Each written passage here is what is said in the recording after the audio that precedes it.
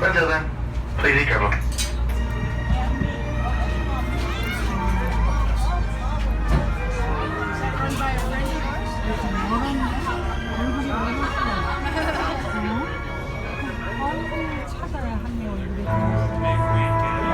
We are approaching the Golden Gate Bridge. Look ahead out the front of the boat. Today, the Golden Gate Bridge seems perfectly suited to its surroundings, exactly as it stands. But try to imagine it not being there. When plans for the bridge were first proposed, many said it couldn't be built. Some even said it shouldn't be built. Early environmentalists didn't like the idea of the bridge they believed would ruin the natural beauty of the Golden Gate. American author Catherine Gerald was one of many who expressed opposition at the time. When you have one of the most romantic approaches in all geography, why spoil it? In the interest of your own uniqueness, dear San Francisco, do not bridge the Golden Gate. The War Department in Washington, D.C. objected by claiming that it would be a serious hazard to airplane navigation. Well, despite the protests, there were many people who wanted the bridge. First among the supporters was the engineer Joseph Behrman Strauss. He not only designed the bridge, he was obsessed with it. He wasn't a man to give in to an engineering challenge or political opposition.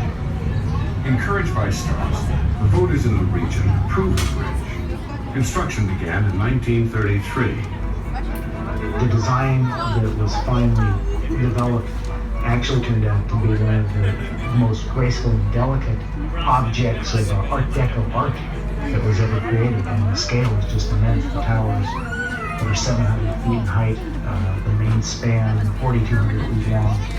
No one had ever built a bridge like this before. Some people say you can never build it again. Look at the tower at the San Francisco end of the bridge. Then look down at the concrete foundation the tower is standing on. This was the first great challenge, building a concrete pier in water more than 100 feet deep. Enormous temporary walls were built, enclosing an area in the bay the size of a football field. Water was pumped out, and then the concrete was poured. Next came the two towers. When they were completed, thousands of steel strands were bundled together to form the enormous main cables that connect them. Finally, the road itself was built, starting at both ends and working toward the middle to keep the bridge in balance. It's easy to describe. It was far from easy to accomplish. Imagine working there, day after day, in the cold, in the fog, and the rain. On major construction projects in those days, experience had shown that one workman usually died for every $1 million spent.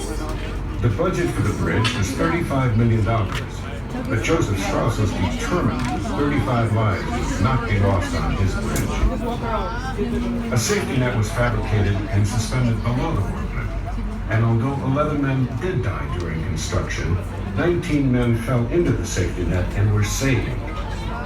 Those 19 lucky men formed a very special club. It's called the Halfway to Hell Club.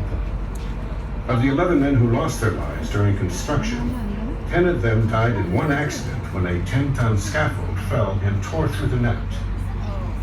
The Golden Gate Bridge was completed in less than 5 years in May 1937.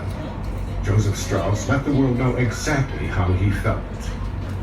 The Golden Gate Bridge, the bridge which could not and should not be built, which the War Department would not permit, which the rocky foundation of the pier base would not support, which would have no traffic to justify it, which would ruin the beauty of the Golden Gate, stands before you in all its majestic splendor, in complete refutation of every attack made upon it. Look up at the Twin Towers. They rise nearly 750 feet above the water. Let your eyes follow the bridge.